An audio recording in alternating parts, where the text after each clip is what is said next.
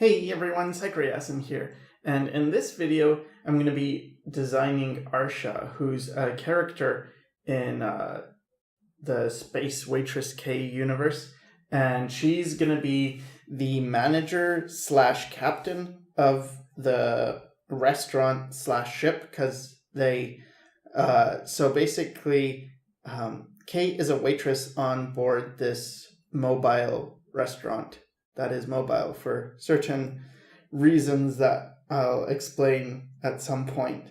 But Arsha is her boss, and she is very tough.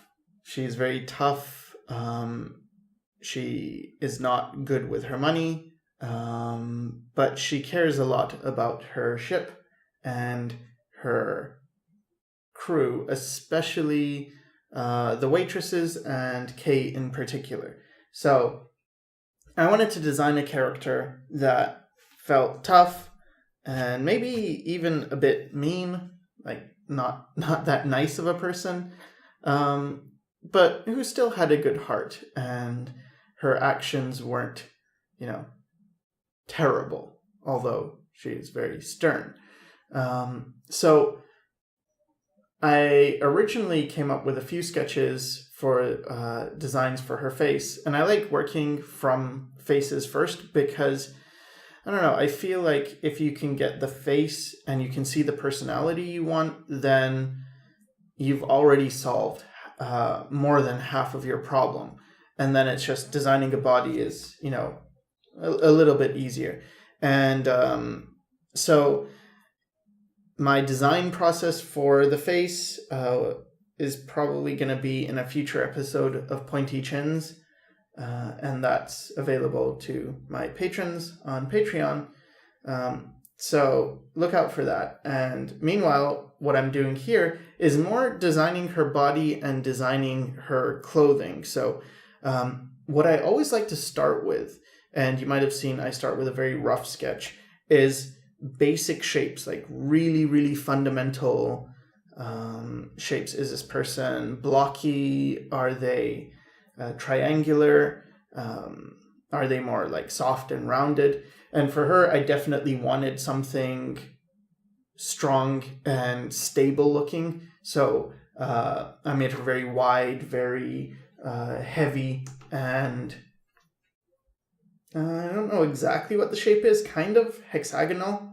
And repeating shapes is also something that's useful. Like if you draw a certain shape or design, to have that design repeat throughout the character, it creates consistency and makes the character feel a lot more cohesive.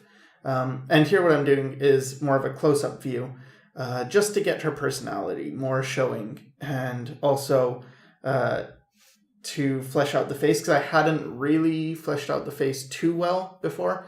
And here I'm doing a quick back view, trying to figure out, what's she going to look like from behind, because it's always good to think about all the different views, not just one. And the logo on her back cape thing is the company she works for, which is the Yummy Company, and that's who pays for her ship and expenses and things. And so, yeah, shapes are very, very important. The big gestures and the big shapes. And I can't stress this enough, but it's probably something that people might hear, and think, yeah, shapes are important. Okay, moving on to rendering, because I want to get to the good stuff. I want to get to the little details, and I want to get to color and stuff. But I really want to stress, starting with strong basic shapes is the most important thing, I think, anyway, because that's your foundation. And if your shapes are really solid, then building upon that is going to be pretty easy. But if your shapes are wobbly, then you're getting into the turd polishing phase of add more stuff, do this, do that to make it look better.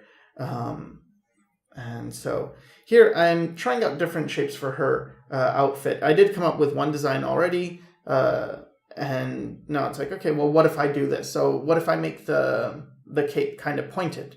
And here, what do her pants look like? I don't know. Going with this tough type of thing, it kind of reminded me of maybe something more Japanese, but I felt it's too, like the middle one right now, it's a bit too Japanese, and that's not really fitting with the world that's already been established just by Kay's design. So her design, the design of Arsha, has to fit in the same universe as Kay, but they are very different characters, very different personalities. So I didn't know, how much should I push it into a different world and how much should I keep it with Kay? Because I imagine personality-wise, Arsha probably has tattoos and she probably doesn't take very good care of her clothing. It's not what's in the forefront of her mind. So I was thinking, well, do I make her clothing more asymmetrical then? Do I make it more tattered? And it was a choice where it's like, okay, well, I could or I could not. And the advantage of doing that is like, well, okay, cool. You've got more of the character showing. And here I'm just doing a side view or an idea of what a side view might look like. But the downside is that you lose some of these very basic shapes. And I like it when you can tell who a character is just from their silhouette from really far away. So just looking at this person, her eyebrows are very unique. The way her eyes are deep, and just the shapes. It's like, to me, very different shape than Kay, for instance. And so I decided, okay, I'll go with that. And then if I do need to make it a bit more, I don't know, grungy or tattered or whatever, I can always do that later. But for now, it's more about just getting a basic, clean design that has a lot of shapes that are working and that I like. So you'll notice a ton of triangles everywhere. I figure everything is going to have some amount of triangles because that's just the way I work. And here what I'm doing is I'm inking in Clip Studio. So far this whole thing has been done in Clip Studio, and I'm still learning this program. So I can't say I had like a tremendous success, because later on I'm going to have a bit of difficulty because I didn't really understand what I was doing when it came to the coloring. But for now, I really do enjoy Clip Studio's inking tools, and you might know it better as Manga Studio. It's the same program. It's just called Clip Studio now, and in the Japanese version it was always called Clip Studio.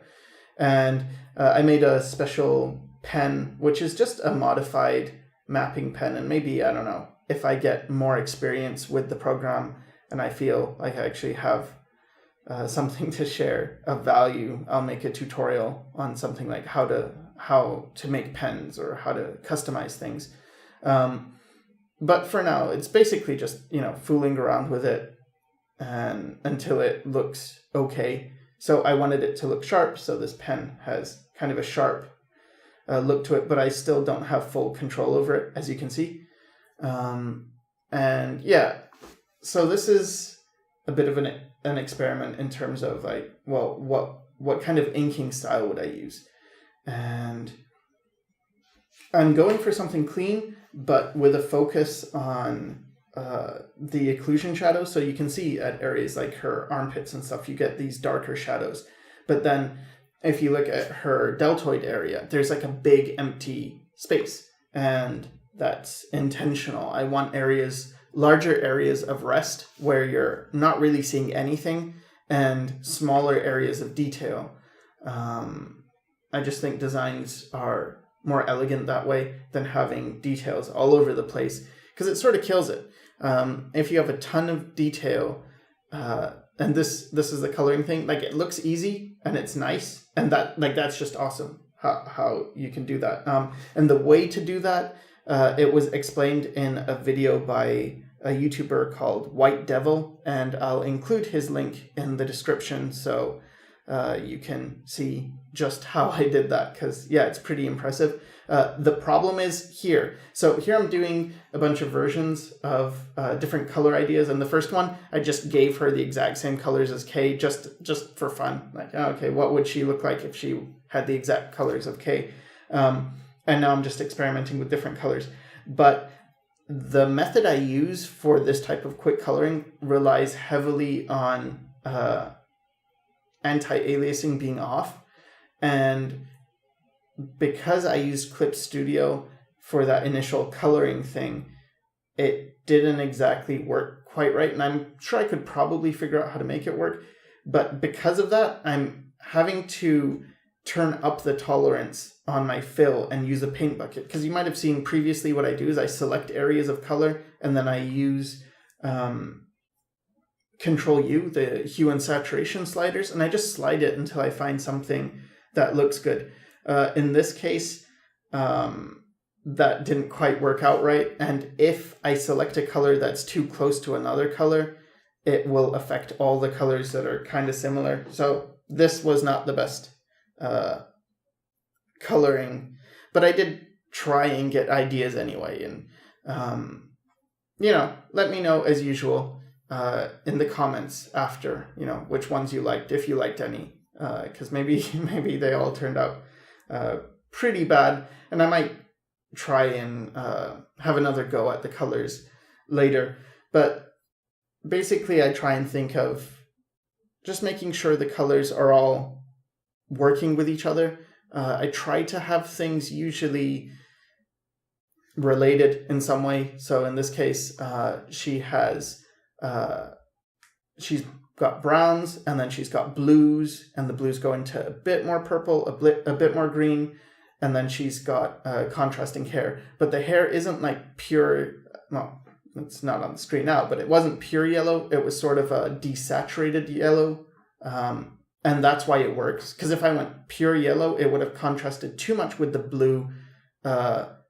And you have to keep this it's a very delicate balance when it comes to colors, keeping things fairly desaturated. And the more colorful you want it, it tends to work better if things are more desaturated. Here I had quite a bit of trouble trying to figure out what color could this be to make it work.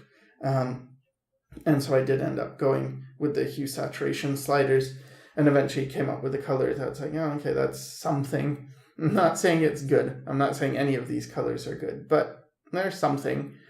And here, you might see that I'm reusing a few different types of schemes. I tend to have like a more blue one, a more pink one. Those are just the different types of combinations I like.